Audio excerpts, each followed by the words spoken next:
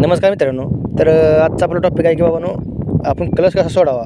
म्हणजे आता बरेच जण म्हणतील की बाबा आम्हाला गाडी जमते पण आम्हाला शिकवतो. तर मित्रांनो, हा तुमच्यासाठी व्हिडिओ नाही. म्हणजे ज्याला गाडी जमते तरी त्यांनी हे बघावा. म्हणजे परफेक्ट टेक्निक कशी आहे गाडी क्लच सोडण्याची, ते आपण या व्हिडिओमध्ये सांगतो तुम्हाला. भावांनो, कसा विषय माहिती आहे का, आपण जेव्हा पहिला घेर टाकतो आणि आपल्याला जेव्हा गाडी आपल्याला म्हणजे पिकअप घ्यायची असते गाडीला, तर आपण काय करतो, जे नवीन ड्रायव्हर असतात किंवा नवीन गाडी शिकलेले असतात, ते काय करतात की असा क्लच पूर्ण सोडून देतात. म्हणजे कसं या हिशोबाने क्लच सोडून देतात.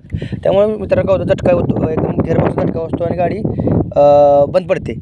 आणि काय करतात, असं झटका देतात, असं सोडून देतात आणि सोडून देतात. नंतर अजून असं तो थोडासा असं वळतात, त्यामुळे गाडी बंद पडत नाही मित्रांनो. पण झटका बसतोच.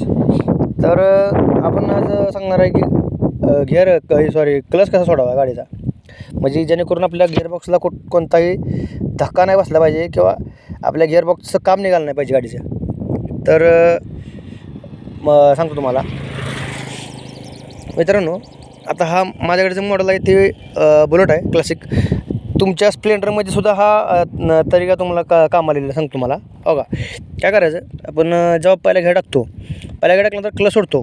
क्लच कसं सोडायचं मित्रांनो, हलकीशी रेस घ्यायची, थोडीशी नॉर्मल, म्हणजे कसं गाडी आपली बंद पडून जेणेकरून. आणि या हिशोबाने क्लच सोडायचा बघा, या हिशोबानं असा. आणि काय करायचं, आपण काय करतो, जे आपल्याला म्हणजे आपल्याला शिकवलेलं असतं की अर्धा क्लच सोडून द्यायचा आणि अर्धा क्लच धरायचा आणि परत थोडी पुढे गेली की वाढायचा, घेर टाकायचा, थोडा क्लच सोडायचा, तिसऱ्यात पडली की घेर टाकायचा, क्लच सोडून द्यायचा. तसं नाही करायचं मित्रांनो. जे नवीन ड्रायव्हर आहेत त्यांनी तसं केलं चालते, पण जे आपल्याला नवीन त्यांना गाडी जमते परफेक्टली, त्यांनी काय करायचं आहे, आपला असा क्लच सोडला, गाडी मुवमेंटला गेली की क्लच सोडून द्यायचा आहे. आता दुसरा गेअर टाकण्यासाठी क्लच सोडायचा आहे आणि दुसरा गेअर टाकल्यानंतर हा असं डबल म्हणजे काय करायचं. आता काय जण काय करतात की बाबा घेअर टाकल्यानंतर दुसरा घेअर टाकल्यानंतर क्लच असं सोडून देतात बाकरीची. तसं नाही सोडणार मित्रांनो. काय होतं, झटका बसतो क्लच आपल्या गिअरबॉक्सला. तर काय करायचं, घेअर दुसरा टाकला का नाही की आपण जसा पहिला सोडला होता का नाही तसं सोडायचं. आपण थोडंसं स्पीडनं सोडायचा, म्हणजे कसं आपली स्पीड कमी होत नाही आणि स्पीड मॅच होते मित्रांनो. आणि ह्या बाबतीत आपण ह्या हिशोबाने जर तुम्ही क्लच सोडला तर गाडी नक्कीच तुमच्या गिअरबॉक्सला कुठलंही नुकसान होणार नाही आणि कुठलंही तुमच्या गिअरबॉक्सचं काही काम निघणार नाही, क्लच पेडचं जाणार नाहीत. आणि यातला तिसरा मुद्दा मित्रांनो, काय जण काय करतात की समजा आता आपली गाडी कुठं तरी आपण गेलो ट्रॅफिकमध्ये आहे आणि आपल्याला गाडी ट्रॅफिकमध्ये थांबवून उचलायची आपल्याला गाडी.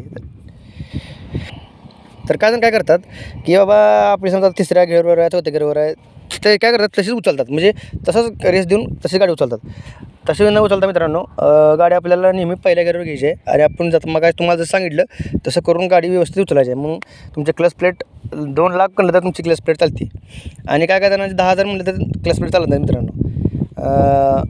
त्या हिशोबाने तुम्ही जर केलं तर विषय असं होईल असं मला वाटतं, म्हणजे क्लच प्लेट जाणार नाही हे नक्की. आणि आता मी तुम्हाला प्रॅक्टिकल करून दाखवतो की क्लच कसा सोडावा गाडी चालू करून.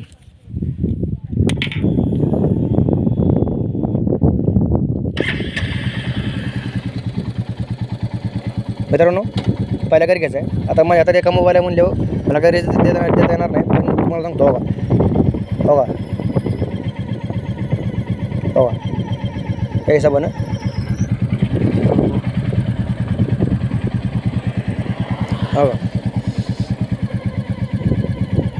त्या हिशोबाने केसा वडा सोडायचा मित्रांनो. आता हे क्लासिकमध्ये कसं टॉर्क जास्त असल्यामुळं ह्याला काही रेस द्यायची गरज नाही.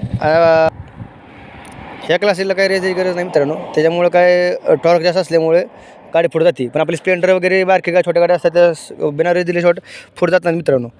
ठीक आहे मित्रांनो, आजच्या व्हिडिओमध्ये एवढंच. पुन्हा भेटू अशाच महत्त्वपूर्ण इन्फॉर्मेशनद्वारे सांगतो तुम्हाला. धन्यवाद मित्रांनो.